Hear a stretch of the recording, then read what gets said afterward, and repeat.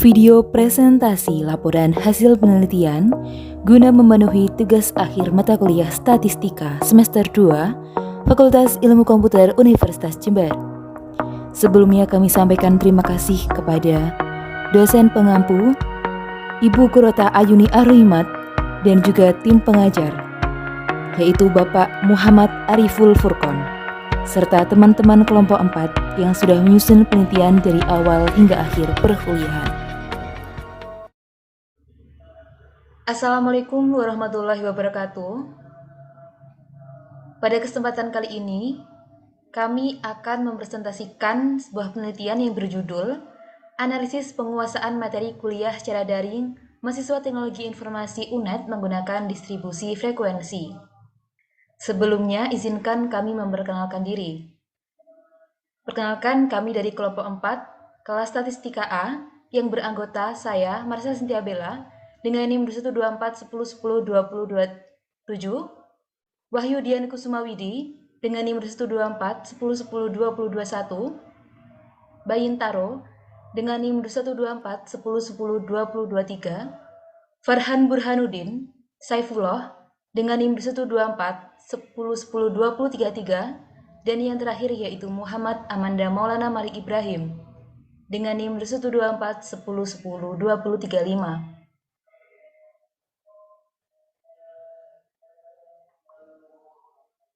Penelitian ini bertujuan untuk mengetahui jumlah frekuensi tingkat pemahaman mahasiswa teknologi informasi tentang mata kuliah pada semester 2 yang telah kami kumpulkan datanya melalui kuesioner yang dibuat dengan menggunakan Google Form. Untuk metode yang kami gunakan pada penelitian saat ini adalah dengan menggunakan metode kuantitatif, yakni dengan mengumpulkan semua data berdasarkan hasil kuesioner, lalu data tersebut kami analisis untuk mengetahui distribusi frekuensi dari tingkat pemahaman mahasiswa teknologi informasi tentang mata kuliah pada semester 2. Kami mendapatkan data berdasarkan hasil kuesioner kami, sekitar 50 mahasiswa mengisi kuesioner yang telah kami buat. Selanjutnya akan dijelaskan oleh teman saya. Yang selanjutnya yaitu pendahuluan. Pendidikan merupakan sarana strategis untuk mengangkat harkat dan martabat pada suatu bangsa.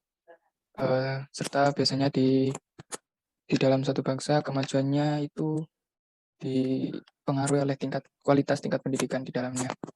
Di pendidikan sendiri juga ada pemahaman dalam memahami materi yang diajarkan. Pemahaman berasal dari kata dasar paham yang berarti mengerti. Pemahaman berarti mengerti benar atau mengetahui benar. Pemahaman dapat juga diartikan menguasai sesuatu dengan pikiran. Untuk di kuliah sendiri, pemahaman terhadap mata kuliah itu merupakan salah satu aspek yang penting dalam pendidikan, yang dimana jika tingkat pemahaman mahasiswa dalam memahami suatu mata kuliah itu terbilang tinggi, maka otomatis nilainya akan ikut naik juga atau mendapat nilai yang tinggi. Pada zaman sekarang ini, kita juga harus berhadapan dengan sebuah virus, yaitu COVID-19, sehingga banyak universitas maupun sekolah menjalankan pembelajaran secara daring atau dalam jaringan, yang dimana kita tidak bisa belajar secara tatap muka untuk sementara ini.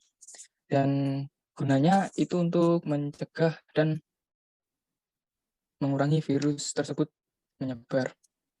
Pembelajaran secara daring ini juga memiliki dampak positif dan negatif. Salah satu dampak negatifnya ialah dalam memahami suatu mata kuliah, terkadang,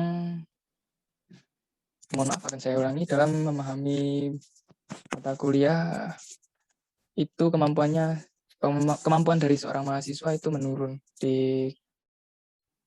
yang mengakibatkan mahasiswa tersebut mendapat nilai rata-rata atau kadang di bawah standar dari KKM. Untuk mengetahui tingkat pemahaman mahasiswa terhadap materi yang telah dipelajari dapat dihitung dan dianalisis dengan statistika. Penggunaan statistika ini bertujuan untuk mendeskripsikan serta menjelaskan bagaimana tingkat pemahaman mahasiswa agar dari keputusan statistik yang didapatkan. Berdasarkan latar belakang di atas, maka dapat dirumuskan permasalahannya yaitu bagaimana tingkat kepahaman mahasiswa di informasi pada semester 2 secara daring atau dalam jaringan. Selanjutnya, Kami mengidentifikasi hipotesis sementara, yaitu tingkat kepahaman mahasiswa teknologi informasi pada semester 2 secara daring cukup minimum. Hal itu berdasarkan dari keluhan beberapa mahasiswa teknologi informasi dan nilai yang diperoleh terhadap tugas yang diberikan masih tergolong rendah. Untuk selanjutnya akan dijelaskan oleh teman saya. Yang berikutnya adalah metode penelitian. Artikel yang kami buat ini menggunakan data yang bersifat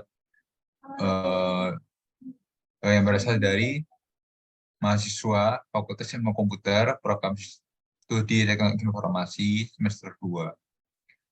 Kami mendapatkan data yang buat kuesioner yang kami buat dengan Google Form yang secara online dibuka mulai tanggal 9 Juni 2022 hingga 13 Juni 2022, dan data yang kami peroleh itu sekitar 50 yang mengisi kuesioner kami. Pendataan tingkat pemahaman yaitu diberi rating dari 1 sampai 5, 1 untuk. Lalu dari hasil yang kami peroleh yaitu kami dapat mengetahui pemahaman Fakultas Ilmu Komputer tentang mata kuliah yang sedang ditempuh dengan mengisi Google Form yang kami buat. Lalu untuk metode untuk menganalisis ini itu dengan distribusi frekuensi, yaitu menganalisis data dengan menggunakan metode kuantitatif, yaitu menganalisis data berbasis angka dan mencakup data kategorik dan numerik yang menggunakan teknik statistiska. Inilah yang disebut distribusi frekuensi. Lalu selanjutnya akan dibacakan oleh teman saya. Oke, yang selanjutnya yaitu hasil dan pembahasan. Nah, pada penelitian kami ini, kami mengumpulkan sampel dengan menggunakan kuesioner yang kemudian kami sebar kepada teman-teman kami, khususnya mahasiswa teknologi informasi angkatan 21 yang sedang menempuh semester 2. Kemudian hasil dari kuesioner tadi dapat kami mendapatkan jumlah sampel sebanyak 50. Nah, di dalam kuesioner tersebut terdapat pertanyaan yang berbentuk skala 1 sampai dengan 5 yang diisikan sesuai dengan pemahaman responden.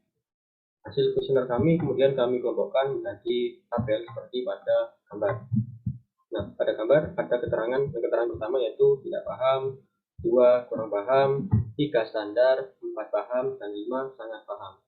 Nah, kemudian dari tabel yang sudah kita dapat, selanjutnya adalah menghitung persentase menggunakan rumus frekuensi dengan dari 2, kemudian diteliti dengan bisa di scroll.